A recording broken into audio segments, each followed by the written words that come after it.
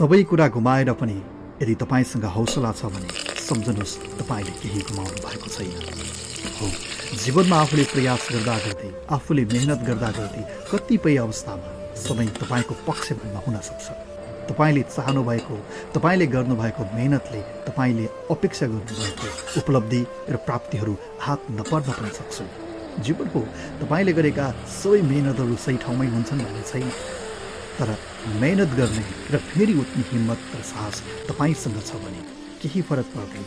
तपाईँ फेरि पटक पटक उठ्न सक्नुहुन्छ। तपाईँले गरेको मेहनतले एक न एक दिन अवश्य सार्थकता प्राप्त गर्न सक्नेछ।